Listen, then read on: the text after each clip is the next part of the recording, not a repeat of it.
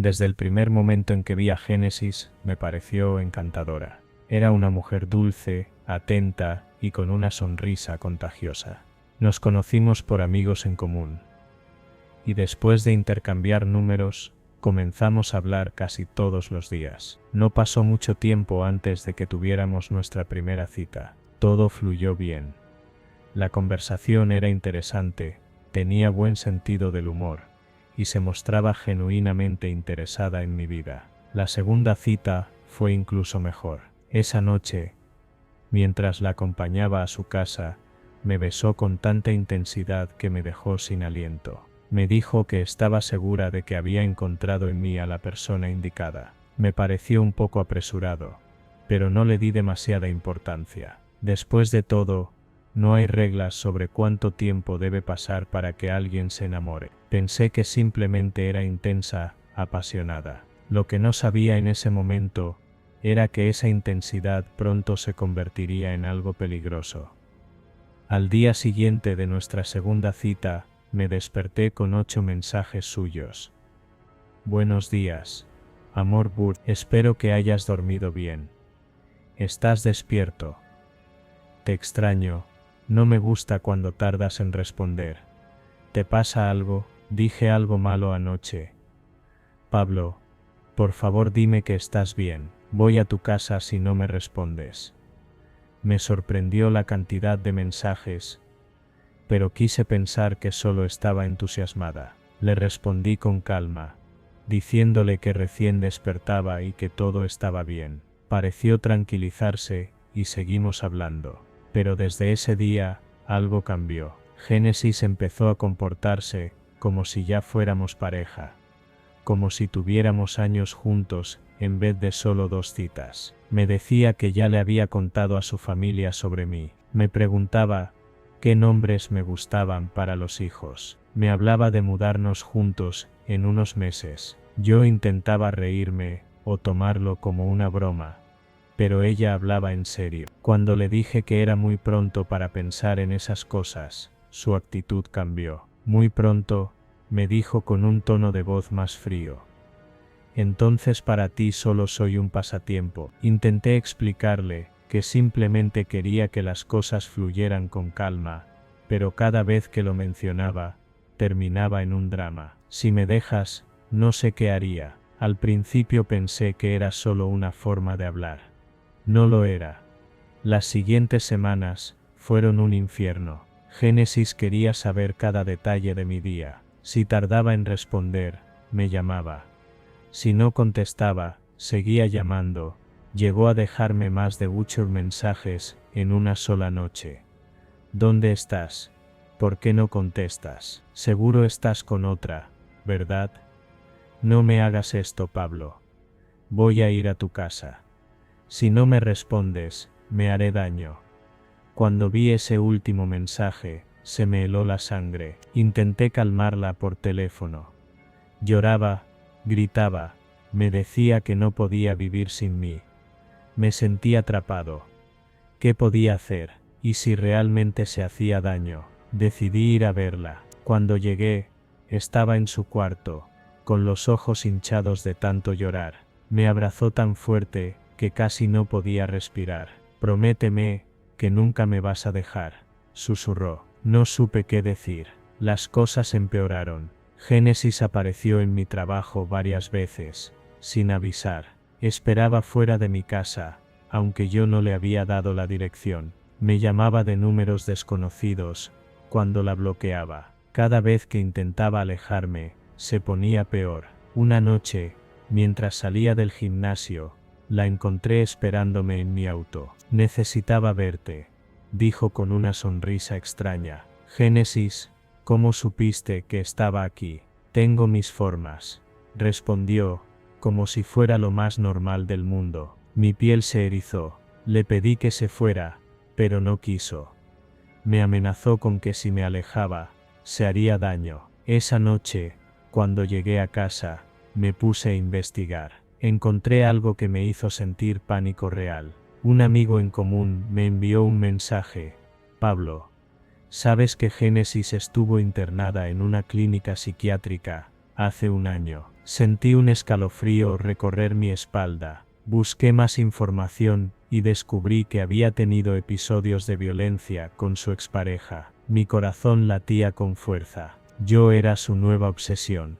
Decidí que tenía que alejarme definitivamente. Cambié mi número, bloqueé sus redes, evité los lugares donde podría encontrarme con ella. Pensé que había terminado, pero entonces recibí un sobre en mi buzón. No tenía remitente. Adentro había fotos mías, caminando por la calle, en el gimnasio, entrando a mi casa. En la última foto, tomada de cerca, había algo escrito a mano: si no eres mío, no serás de nadie. Se me heló la sangre, llamé a la policía, hice la denuncia. Génesis desapareció de mi vida, por un tiempo. Semanas después, me desperté con un nuevo mensaje: número desconocido. Nos veremos pronto, amor, no puedes huir de mí.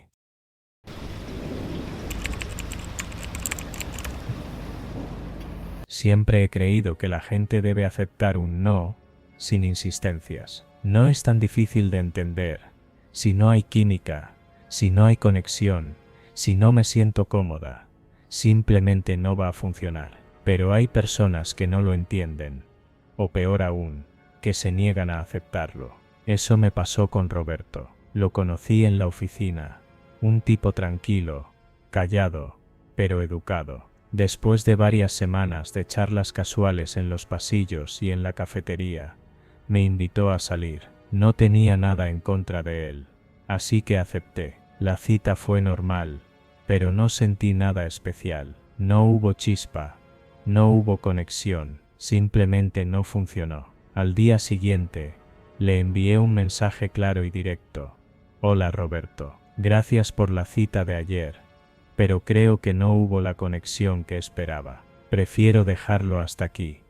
Que estés bien. Mareto mentenomen. Que mi tobeto. Mareto betobet. Los mensajes de texto de Roberto comenzaron a llegar más seguido. Al principio fueron respuestas educadas. Lo entiendo, Rebeca. No hay problema. Que tengas un buen día. Pero al día siguiente, llegó otro mensaje: podemos intentarlo otra vez. Tal vez fue solo el ambiente de la cita. Podemos salir a otro lugar. No respondí. Horas después, otro mensaje: de verdad me gustas, Rebeca. No entiendo por qué no podemos intentarlo. Comencé a sentirme incómoda. No quería ser grosera, pero tampoco quería seguir dándole explicaciones. No respondí. Los mensajes continuaron. A veces eran amables, otras veces eran insistentes. Sé que me estás ignorando. No es justo, solo dime qué hice mal. ¿Hay alguien más? Pasaron unos días, y los mensajes se convirtieron en llamadas. No contesté. Luego todo escaló con sus apariciones casuales. Al principio pensé que eran coincidencias. Lo veía en la cafetería, cerca de mi departamento, cuando yo iba por mi café matutino. Aparecía en el gimnasio a la misma hora que yo, aunque nunca lo había visto entrenar ahí antes. Una vez, incluso lo encontré en la tienda donde hacía mis compras. «Oh, qué casualidad verte aquí», dijo con una sonrisa. Sentí un escalofrío en la espalda. No era casualidad. Comencé a cambiar mis horarios. Iba al gimnasio más temprano, compraba café en otro lugar, evitaba mis rutinas habituales, pero siempre aparecía. Mi ansiedad empezó a aumentar. Un día, en la oficina, se acercó a mi escritorio con su típica sonrisa amable. «Hola Rebeca. Hace días que no hablamos». Apreté los dientes y respondí con frialdad: «He estado ocupada. Tal vez podamos salir este fin de semana y ponernos al día». Lo miré fijamente. «Roberto, ya te dije que no quiero salir contigo». Su rostro cambió. «Solo quiero hablar». «No». Se quedó mirándome en silencio por unos segundos. Luego sonrió. «Está bien, lo entiendo. Nos vemos luego». El miedo que Roberto me causaba era real. Pensé que con eso terminaría, pero no fue así. Una noche, volviendo a casa, sentí que alguien me seguía. El sonido de pasos tras de mí era constante. Me giré lentamente, y mi corazón se detuvo. Era Roberto. Estaba parado a unos metros de distancia, mirándome. ¿Qué haces aquí?, pregunté, sintiendo cómo el miedo me invadía. Quería verte. Mi respiración se aceleró. Vete, Roberto. Solo quiero hablar. Rebeca. Corrí. No esperé a escuchar su respuesta. Entré a mi edificio y cerré la puerta con llave. Esa noche no dormí y tomé la decisión de presentar una denuncia en el trabajo. Al día siguiente, fui directamente a Recursos Humanos. Les conté todo, los mensajes, las llamadas, las apariciones, el miedo que sentía cada vez que lo veía. Tomaron el asunto en serio. Hablaron con él. Le advirtieron que dejara de acosarme o habría consecuencias. Pero no paró. Siguió mirándome en la oficina. Siguió apareciendo cerca de mi casa. Tuve que hacer lo que nunca imaginé. Lo denuncié ante las autoridades. Lo llamaron a declarar. No sé qué le dijeron. Pero después de eso, dejó de aparecer en mi vida porque renunció al trabajo. Yo pedí cambio de puesto. No quería seguir en el mismo espacio donde había pasado todo eso. ¿Era ya el final de su acoso o no? No lo sé a veces. Cuando camino sola, sigo sintiendo que alguien me observa. A veces, mi teléfono vibra con un número desconocido. Y aunque me repito a mí misma que todo terminó, no puedo evitar pensar que Roberto aún está ahí afuera.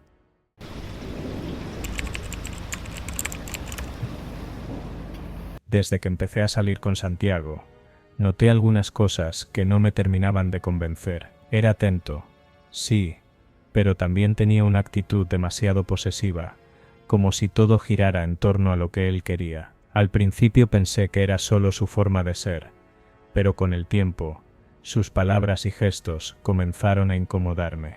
Nuestra tercera cita fue la que cambió todo. Habíamos ido a cenar a un restaurante pequeño y acogedor.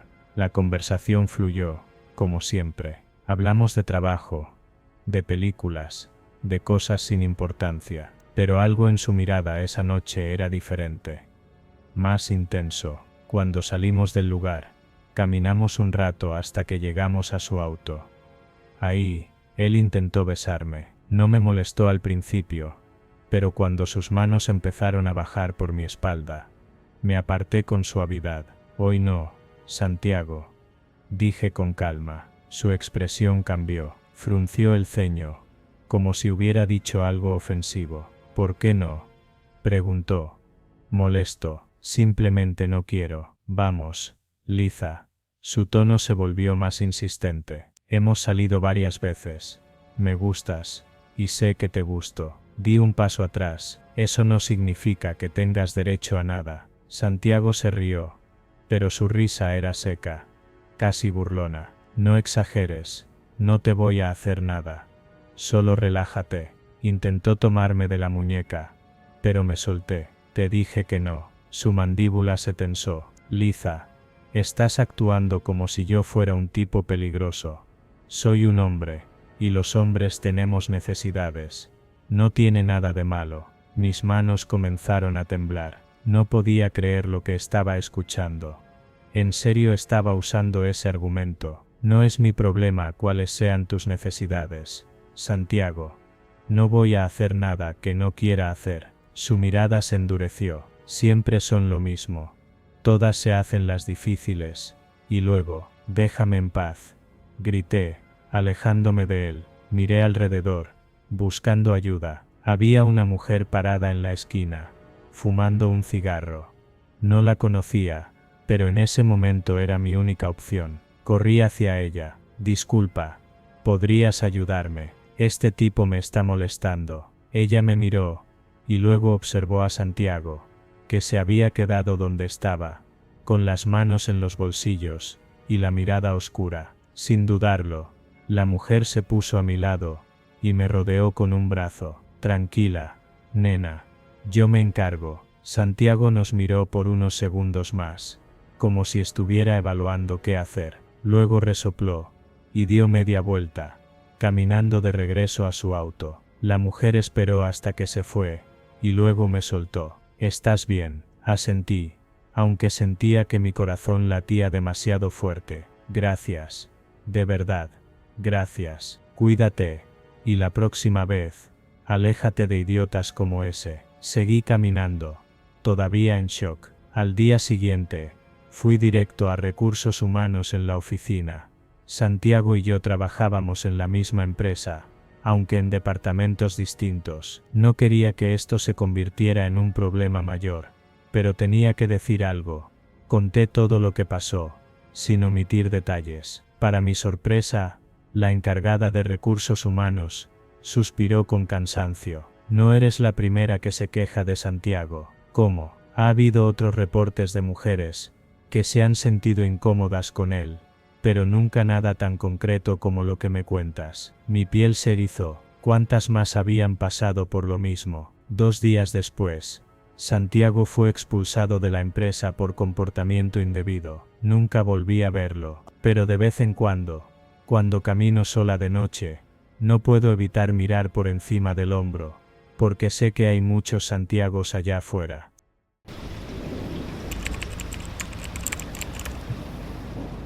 Salí con José al cine en una cita romántica, y me llevó a ver una película de terror. No soy muy fan del cine de terror.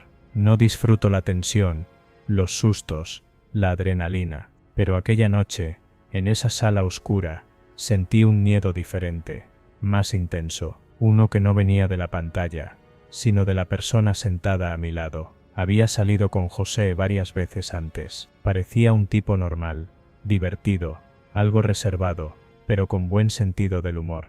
Cuando me invitó al cine a ver una película de terror, acepté sin dudar. La función empezó con el típico suspenso, la música inquietante, los primeros sustos. La película trataba sobre un asesino que acechaba a sus víctimas, con una frialdad perturbadora. No gritaba, no se desesperaba, solo las observaba con una expresión vacía antes de atacar. Al principio todo era normal, pero poco a poco, noté algo extraño en José. No parpadeaba. Mientras el asesino en pantalla degollaba a una mujer, él sonreía. No era una sonrisa de diversión, ni de sorpresa, era una sonrisa de fascinación. Me removí incómoda en mi asiento. Cada vez que había una escena perturbadora, su reacción era la misma. Inclinaba la cabeza, como si estuviera analizando cada movimiento del asesino. Mientras los demás en la sala se encogían de miedo o miraban de reojo, José parecía disfrutarlo. No quise decir nada. Tal vez solo estaba muy metido en la película, me dije. Pero cuando terminó la función y salimos al estacionamiento, mi inquietud se convirtió en verdadero miedo. José caminaba diferente. Sus pasos eran más lentos, más calculados, y su mirada era idéntica a la del asesino en la película. Al principio pensé que estaba bromeando. «Esa película estuvo increíble», dijo, con un tono extraño. Intenté reír. «Sí, estuvo intensa». José se detuvo en seco y me miró. «¿Sabes qué me gustó más?», dijo, con una sonrisa que no me gustó nada. La forma en la que él disfrutaba lo que hacía, como si cada momento fuera parte de un gran espectáculo. Sentí un escalofrío. Era solo una película. «José, sí», murmuró, «solo una película». De repente se puso detrás de mí y susurró en mi oído. «¿Sabes qué haría yo si fuera él?». Me alejé de golpe. Mi corazón empezó a latir más rápido. José se rió, pero su risa sonó vacía. «Tranquila, Alejandra, solo es un juego». No, no era un juego. Algo en su mirada me decía que no era solo una broma. Mi mente trabajó rápido. No quería entrar en su coche. No quería estar a solas con él.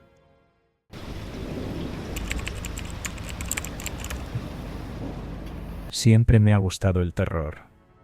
Desde niña, veía películas de miedo y leía historias de fantasmas hasta quedarme dormida con la luz encendida. Así que, cuando Oscar me propuso ir a un escape room de horror, no lo pensé 2 veces. Era nuestra tercera cita, y aunque me parecía un poco infantil su sentido del humor, siempre haciéndome bromas pesadas, pensé que podía ser divertido.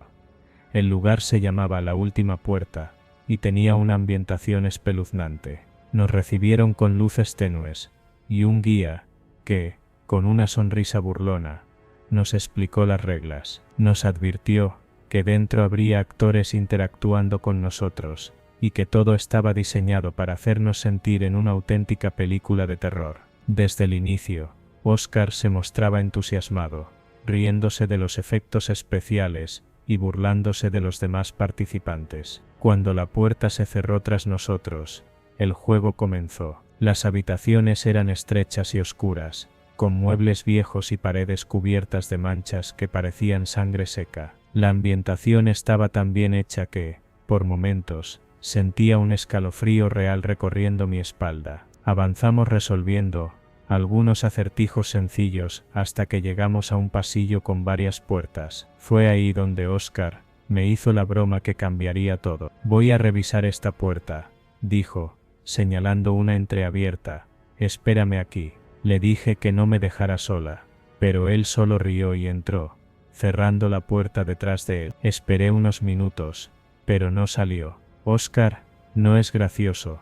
Salgamos juntos, dije en voz alta. Silencio. El pasillo se sentía más frío de lo que recordaba. Intenté abrir la puerta, pero estaba cerrada. Pensé que era parte del juego, hasta que escuché un ruido a mis espaldas. Me giré de golpe. En la penumbra a unos metros de mí, una figura alta y delgada emergió de la oscuridad.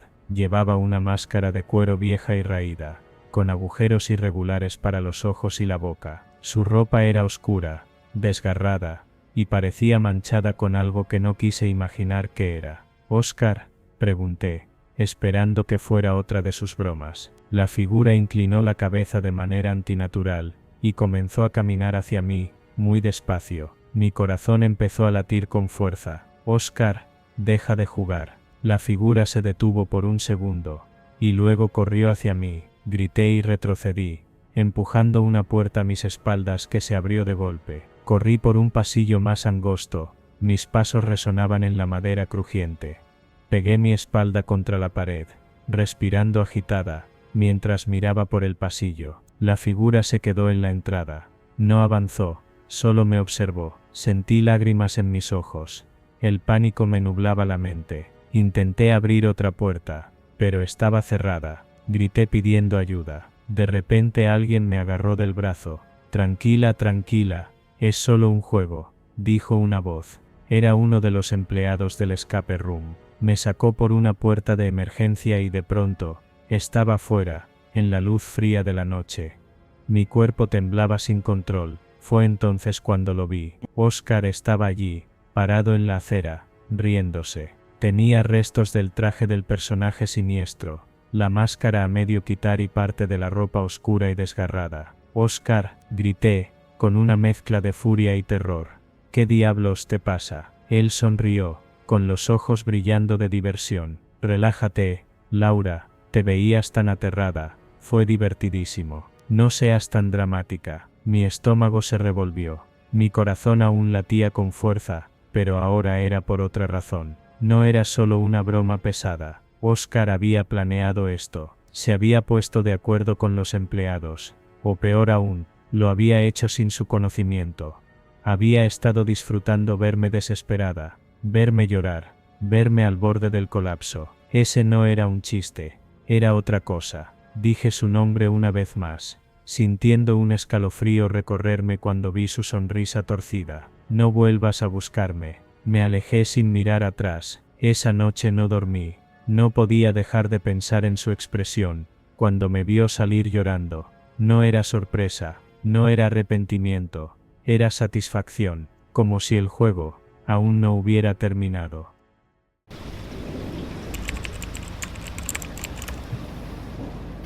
Llevábamos 6 años juntos, ni mucho ni poco, pero lo suficiente como para conocernos al derecho y al revés. Mi novia y yo no teníamos la relación perfecta, pero nos llevábamos bastante bien. Por eso, cuando un día me dijo que su amiga Carol necesitaba nuestra ayuda, me lo tomé con calma. Según ella, Carol y su novio estaban pasando por un mal momento y querían tener una cita doble en un restaurante para hablar y tratar de arreglar las cosas. Carol quería que nosotros estuviéramos ahí como mediadores. No me pareció buena idea desde el principio. Sabía que la relación de Carol y su novio era un desastre. Llevaban juntos casi el mismo tiempo que nosotros, pero lo suyo había estado plagado de celos, maltratos y hasta abuso físico. Les dije que meterme en sus dramas no me sonaba bien, pero mi novia insistió. Me aseguró que solo sería una cena tranquila, que nuestra presencia podría ayudarlos. Al final, acepté. Algo en el fondo me decía que iba a ser un error.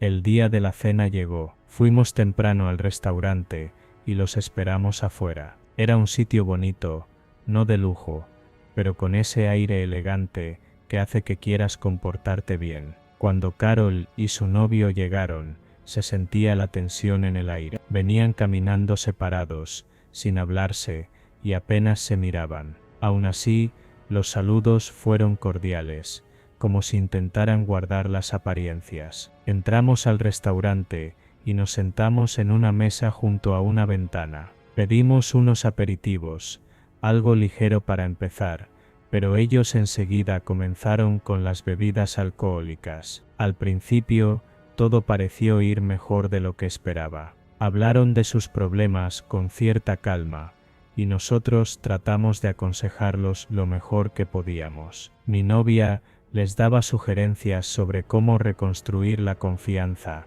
y yo agregaba algo aquí y allá, pero era evidente que la relación estaba rota. Había demasiadas heridas. A medida que avanzaba la noche y las copas de vino y cervezas se acumulaban, el ambiente cambió. Las palabras tranquilas dieron paso a indirectas agresivas. Carol comenzó a mencionar las infidelidades de su novio, y él no se quedó callado. Se lanzaron comentarios hirientes, mencionando personas con las que habían sido infieles, comparaciones crueles y reproches que claramente buscaban lastimar. Intentamos calmarlos, pero era como apagar un incendio con una botella de gasolina. De repente, todo explotó. Carol le lanzó la bebida en la cara a su novio, mientras lo llamaba infeliz y mediocre. Él se levantó de golpe y volcó la mesa, tirando platos, copas y todo al suelo. El estruendo atrajo las miradas de todos en el restaurante. Intenté calmarlo, pero estaba fuera de sí. Ella también. Comenzaron a gritarse y sin pensarlo, empezaron a golpearse. Los mesoneros y la seguridad del lugar intentaron intervenir, pero todo escaló rápidamente. En un momento de locura, el novio de Carol tomó un cuchillo de la mesa y amenazó con acabar con todo. Todo el mundo en el restaurante se paralizó. Mi novia y yo tratamos de convencerlo de que soltara el cuchillo, pero estaba cegado por la rabia y el alcohol. Intenté acercarme para quitarle el cuchillo, pero me empujó al suelo y terminé con un golpe en la cabeza. La policía llegó en medio del caos. Los agentes intentaron calmar la situación, pero el tipo seguía amenazando. Fue entonces cuando, en un arranque de desesperación, me abalancé sobre él para detenerlo. Sentí un dolor agudo en el brazo y me di cuenta de que me había herido con el cuchillo. Entre el dolor y la confusión, todo se volvió borroso. Recuerdo los gritos, las luces de la patrulla y luego nada.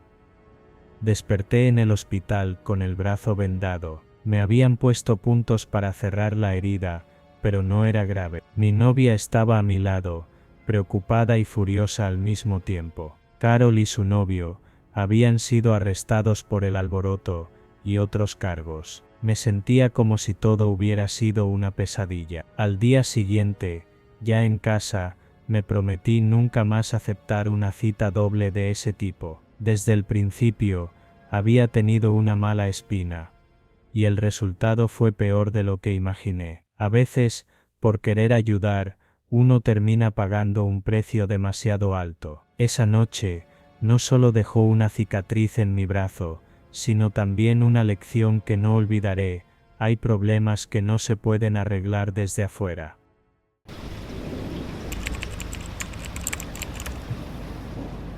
Siempre había querido un fin de semana perfecto con mi esposo. Una cabaña con jacuzzi caliente en medio del bosque, justo como las que ves en Instagram, nos pareció el lugar ideal. Las fotos prometían un paraíso, montañas al fondo, pájaros cantando, y el tipo de paz que solo encuentras lejos de la ciudad. Hicimos las reservaciones, empacamos todo con cuidado, y salimos bien temprano en la mañana. Éramos pura alegría y expectativas. La carretera era larga, pero no nos importó. La música iba a todo volumen, y hablábamos de todo lo que haríamos en la cabaña. Mientras más nos adentrábamos en el bosque, menos autos veíamos. El aire se sentía fresco, y los árboles a los lados de la autopista eran tan altos que parecía que el cielo se iba cerrando sobre nosotros. Fue en un tramo solitario donde la vimos. Una chica joven con una maleta de viaje al borde de la carretera. Estaba sacudiendo el brazo desesperadamente, pidiendo que alguien se detuviera. Nos miramos y comenzamos a discutir si debíamos ayudarla. No sabemos quién es, podría ser peligroso, dijo mi esposo, con los dedos tamborileando en el volante. Vamos, ¿qué podría pasar?, le respondí. Es solo una chica, podría ser nuestra hija.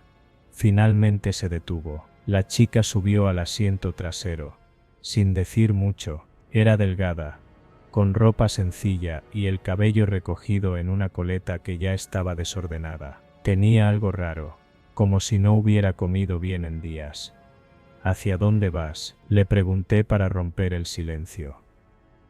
Tardó en responder, pero finalmente dijo que iba a un pueblo más adelante. Su voz era baja, casi un murmullo. ¿Cómo te llamas?, preguntó mi esposo, tratando de sonar amable. La chica no contestó al principio, solo miraba por la ventana. Mi esposo intentó restarle importancia, pero entonces ella soltó. Alejandra. Seguimos hablando entre nosotros, intentando no incomodarla. Pero de repente Alejandra rompió el silencio de una manera escalofriante. Esto es un asalto. Nos quedamos congelados. De la nada, sacó un cuchillo largo y brillante que puso contra mi cuello.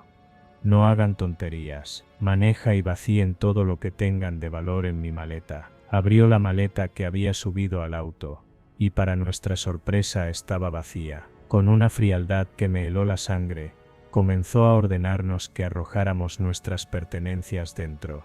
Mi esposo lanzó su cartera y su teléfono. Yo hice lo mismo con el mío mientras sentía la punta del cuchillo contra mi piel. Alejandra rebuscó en el auto, sacando joyas, dinero en efectivo y hasta la ropa que habíamos empacado. Cuando su maleta estuvo llena, dijo: «Me van a dejar en el próximo pueblo». Nos miramos, buscando una salida. Mi esposo hizo un gesto mínimo con los ojos, como preguntándome si estaba lista. En ese momento, pisó el freno de golpe y giró el volante con fuerza. El auto derrapó y volcó sobre un costado. Todo fue un caos de ruidos y golpes.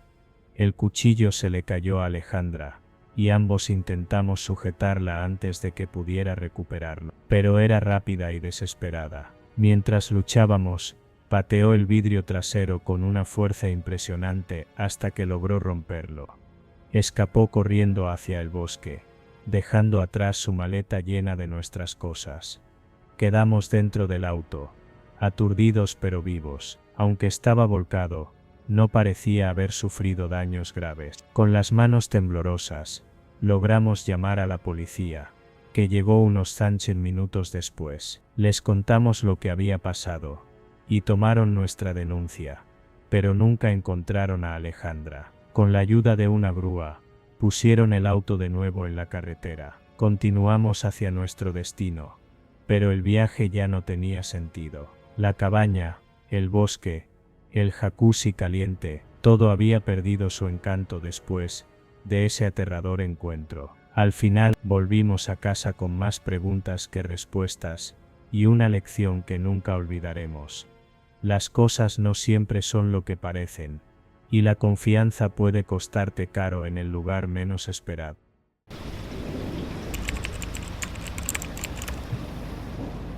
Era un fin de semana largo, y decidimos que lo mejor sería escaparnos a la playa. Llevábamos meses planeándolo. Ella, con su sonrisa contagiosa, había elegido el lugar, un rincón paradisíaco con aguas cristalinas que había visto en Instagram. Es el sitio perfecto, dijo mientras hacía las maletas, emocionada como una niña. Yo simplemente la seguía, feliz de verla tan ilusionada. Salimos temprano. El auto cargado con sombrillas, toallas y esa pequeña nevera llena de bocadillos que habíamos preparado juntos. El camino era largo, pero con la música adecuada y las bromas que lanzábamos al aire, el tiempo pasó rápido. Llegamos cerca del mediodía, justo cuando el sol estaba en su apogeo, y el calor parecía derretir el horizonte. La playa era todo lo que prometían las fotos: arena blanca, palmeras altas, y un océano que brillaba como si estuviera hecho de diamantes líquidos. Ella corrió hacia el agua, mientras yo me quedaba organizando nuestras cosas bajo una sombrilla. La veía feliz, jugueteando con las olas, y pensé que este viaje era justo lo que necesitábamos para alejarnos de la rutina.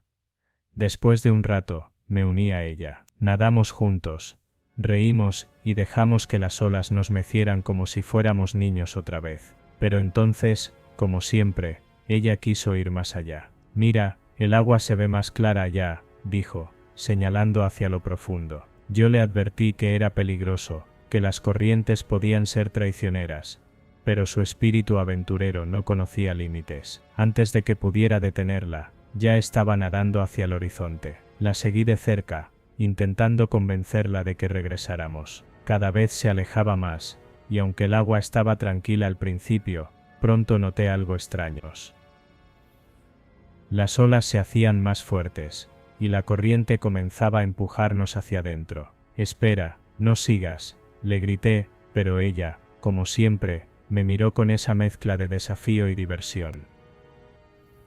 De repente, vi el pánico en su rostro. Intentó nadar de regreso, pero la corriente era demasiado fuerte. No puedo, gritó, y su voz estaba cargada de miedo. En ese momento, el tiempo pareció detenerse. Sin pensarlo, nadé hacia ella con todas mis fuerzas. Cada brazada era una lucha contra el agua, que parecía querer engullirnos a los dos. Cuando llegué a su lado, estaba agotada. Sus movimientos eran torpes y desesperados. Tranquila, estoy aquí, le dije, aunque yo mismo sentía el pánico creciendo en mi pecho. La agarré por la cintura y comencé a nadar de regreso, pero la corriente era implacable. El mar parecía vivo, como si tuviera una voluntad propia. El tiempo perdió sentido. No sé cuánto luchamos contra las olas, pero en algún momento logré acercarnos a una zona menos profunda. Sus pies tocaron la arena, y la ayudé a ponerse de pie. Tosía y respiraba con dificultad, pero estaba viva. Te dije que no siguieras, le dije, más aliviado que enojado. Ella apenas pudo responder, todavía recuperándose del susto. Mientras caminábamos de regreso a la sombrilla, algo llamó mi atención. En la orilla, justo donde las olas rompían, había una figura. Era una mujer, o al menos eso parecía. Estaba de espaldas, con el cabello largo y oscuro pegado a su cuerpo como si estuviera empapado. No se movía, solo permanecía ahí, mirando al horizonte.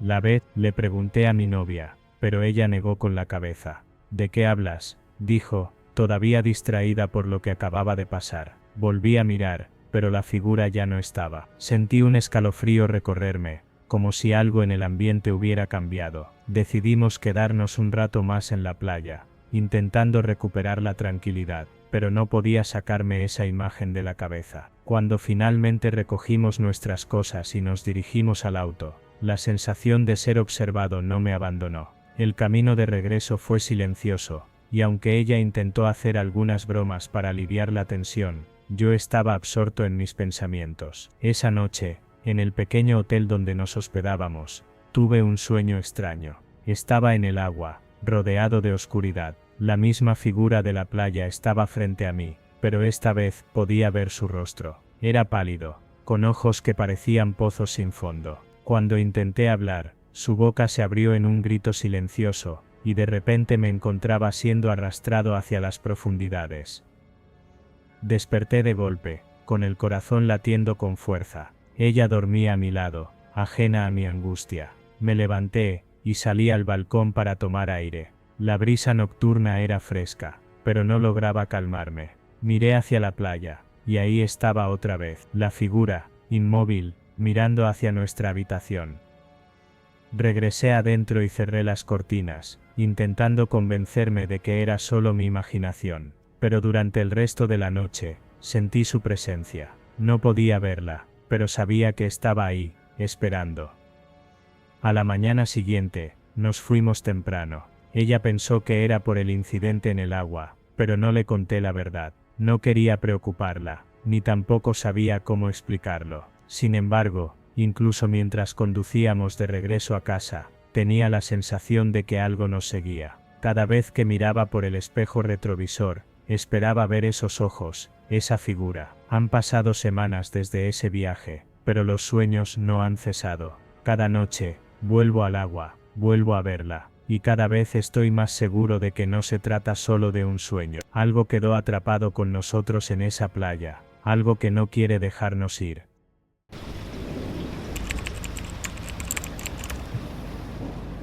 Todo empezó una tarde lluviosa, cuando decidí limpiar el sótano de la casa. Era una tarea que había pospuesto por meses, pero con mi esposo fuera en una reunión de trabajo, me pareció el momento ideal. El sótano siempre me había resultado inquietante. Las paredes de concreto desnudo, el olor a humedad y las sombras que se alargaban con la luz del viejo bombillo, me hacían querer salir lo más rápido posible. Pero esa vez, decidida a no dejarme llevar por el miedo irracional, empecé a organizar cajas, desechando lo que no servía y ordenando lo que quería conservar. Fue entonces cuando encontré una pequeña caja de madera, cerrada con candado. Algo en ella me resultó extraño, nunca la había visto antes, y su ubicación, escondida detrás de un viejo armario, me hizo sospechar. La curiosidad pudo más que mi prudencia, y tras buscar un destornillador, conseguí forzar el candado. Dentro de la caja había fotos. Al principio, no entendía lo que estaba viendo. Eran imágenes de chicas jóvenes, algunas claramente menores de edad, en situaciones que me helaron la sangre. Mi mente se negaba a procesarlo. Las manos me temblaban, mientras seguía revisando el contenido. Más fotos, memorias USB, notas escritas a mano con direcciones y nombres. Un sudor frío me recorrió el cuerpo. Esto no podía estar pasando. Intenté convencerme de que había una explicación lógica, pero en el fondo sabía que no era así. Esas cosas no aparecían por accidente en el sótano de alguien. Respiré hondo, intentando calmarme. Tenía que confrontarlo. No podía quedarme callada. Cuando él regresó esa noche, estaba sentada en el comedor con la caja frente a mí. Su rostro se tensó al verla. No hizo falta que preguntara. Su expresión lo decía todo. ¿Qué es esto?, le pregunté, mi voz apenas un susurro cargado de miedo y repugnancia. Él intentó desviar el tema, diciendo que no era lo que parecía, que estaba exagerando, que no entendía, pero su tono desesperado y los balbuceos torpes solo confirmaron mis peores temores. Cuando insistí, cambió, su mirada se endureció, y su voz se volvió fría. No debiste haber abierto esa caja. Sentí un escalofrío. Era como si estuviera mirando a un extraño, alguien completamente diferente al hombre con el que había compartido tantos años. Antes de que pudiera reaccionar, se lanzó hacia mí, intentando arrebatarme la caja. En el forcejeo, caí al suelo, y el contenido de la caja se desparramó. «Dame eso», gritó, con una furia que nunca antes había visto en él. Sus manos me sujetaron con fuerza, intentando inmovilizarme. Por un instante, pensé que iba a matarme. En un acto de pura supervivencia, agarré un candelabro de la mesa y lo golpeé en la cabeza. El impacto lo hizo tambalearse, y aproveché para correr hacia la puerta, pero él se recuperó rápido. Lo escuché gritar mi nombre, mientras subía las escaleras, sus pasos resonando como martillazos en mi mente. Logré encerrarme en el baño, temblando de miedo. Mi teléfono estaba en el bolsillo, y llamé a la policía con manos temblorosas. Mientras explicaba lo que estaba pasando, Él golpeaba la puerta, con una violencia que la hacía crujir. Pensé que no iba a resistir. Cuando escuché las sirenas, él dejó de golpear. Abrí la puerta con cuidado, y vi que la casa estaba en silencio. Bajé al sótano, pero él ya no estaba. La policía llegó minutos después, revisó la casa, y tomó mi declaración. Les entregué la caja con las pruebas, esperando que eso fuera suficiente para atraparlo. Pero nunca lo encontraron. Mi esposo desapareció esa noche, como si la tierra se lo hubiera tragado. Durante semanas, viví con miedo, mirando por encima del hombro, esperando que apareciera de nuevo, para terminar lo que había empezado. Incluso ahora, años después, sigo sin sentirme completamente segura. Cada tanto, me pregunto dónde está, si sigue vivo, si está planeando algo, pero lo que más me atormenta es que nunca conocí realmente al hombre con el que compartí tantos años, y ese pensamiento es el que me roba el sueño todas las noches.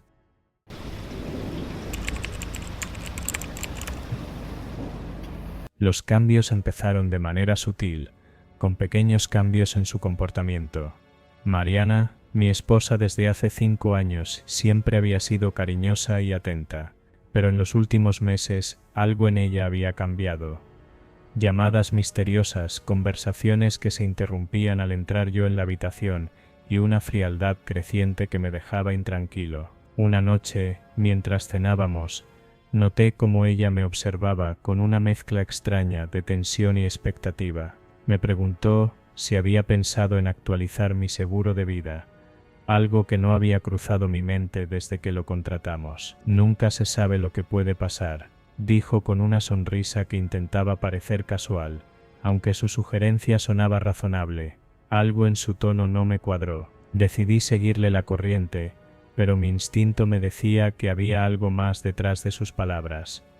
Durante las semanas siguientes, me puse más atento. Encontré papeles del seguro fuera de lugar, como si hubieran sido revisados. Una vez, llegué a casa antes de lo esperado, y la sorprendí en el ordenador. Rápidamente, cerró la página que tenía abierta, pero no lo suficientemente rápido como para que no alcanzara a leer algo sobre dosis letales de veneno. Mi corazón se detuvo por un instante, pero decidí no confrontarla de inmediato. Necesitaba pruebas. Esa misma noche, revisé el historial de su navegador. Mientras ella dormía, mi sangre se heló al encontrar una lista de artículos sobre venenos difíciles de detectar y cómo administrarlos sin levantar sospechas. Mi mente se llenó de preguntas. ¿Por qué haría algo así?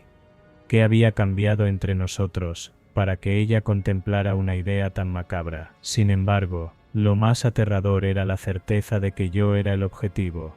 Decidí actuar con cautela. Sabía que un movimiento en falso podría ser mi fin. Durante los días siguientes, fingí normalidad mientras investigaba más. Consulté a un amigo abogado, fingiendo que hablaba de un caso ficticio, y le pregunté sobre las implicaciones legales de un intento de homicidio frustrado. También comencé a documentar todo: fotos de los artículos que había encontrado, grabaciones de nuestras conversaciones y copias de los papeles del seguro, que mostraban cómo ella había intentado modificar los beneficiarios a su nombre. El punto de quiebre llegó una noche en que preparó mi comida favorita, lasaña. Era un gesto poco común en ella, pero intenté no demostrar mi suspicacia. Observé cómo servía mi porción con un cuidado especial, y cómo insistía en que yo probara el primer bocado. Mi corazón latía con fuerza mientras fingía probar un trozo, pero en realidad lo guardé discretamente en una servilleta.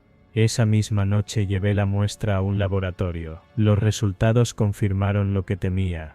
Había rastros de un veneno conocido por provocar insuficiencia respiratoria, algo que podría confundirse fácilmente con un ataque cardíaco. Tenía todo lo que necesitaba para enfrentarla, pero el miedo seguía presente. No solo temía por mi vida, sino también por lo que significaba aceptar que la mujer que amaba estaba dispuesta a matarme. Una noche, con todas las pruebas en mano, decidí enfrentarla. Ella estaba en la cocina, cuando entré con el sobre lleno de evidencias. Mariana, ¿quieres explicarme esto? Mi voz era firme, pero el nudo en mi garganta era evidente. Al principio, intentó negarlo, acusándome de estar paranoico, pero cuando saqué los resultados del laboratorio y las fotos de su historial, su expresión cambió, la máscara cayó, y en su lugar apareció una mirada de odio puro. «Tú no entiendes nada», gritó, su voz temblando entre rabia y desesperación. Intentó justificar sus acciones, diciendo que estaba cansada de nuestra vida, que el dinero del seguro era su única salida. Cada palabra que salía de su boca era como un puñal, pero lo que más me impactó fue cuando tomó un cuchillo del mostrador y avanzó hacia mí. «Si no vas a dejarme ir, entonces no me dejas otra opción», dijo con frialdad. En el forcejeo, logré esquivar el cuchillo, y en un movimiento desesperado, la empujé contra la mesa. Sin darme cuenta, había golpeado una copa de vino, que ella misma había servido, y que contenía el veneno que planeaba usar contra mí. El líquido cayó sobre su mano, y en el caos del momento, terminó llevándose los dedos a la boca para limpiarse. En cuestión de minutos, comenzó a tambalearse, y su rostro mostró signos de angustia. Llamé a emergencias mientras ella caía al suelo. Aunque me había traicionado, no podía dejarla morir. Los paramédicos llegaron rápidamente, y lograron estabilizarla, llevándola al hospital. Yo los seguí, con el peso de todo lo ocurrido aplastándome. Durante los días siguientes, me quedé junto a su cama, observando cómo el veneno lentamente salía de su sistema. Aunque los doctores me aseguraron que sobreviviría, sabía que esta era solo la calma antes de la tormenta. Cuando finalmente despertó, nuestras miradas se cruzaron. En sus ojos no había arrepentimiento, solo rabia contenida. A pesar de todo, no me fui. Permanecí allí, cuidándola, no por amor, sino porque quería asegurarme de que enfrentara las consecuencias de sus acciones. El día que le dieron el alta, la policía estaba esperando en la puerta del hospital. Con todas las pruebas que había reunido, no había forma de que escapara de la justicia. Ahora, meses después, sigo tratando de reconstruir mi vida. Aunque ella está tras las rejas, el trauma de lo ocurrido sigue persiguiéndome. A veces me pregunto si podré volver a confiar en alguien, si podré amar de nuevo sin el miedo constante de ser traicionado. Pero también me consuela saber que sobreviví, que no permití que su ambición me destruyera.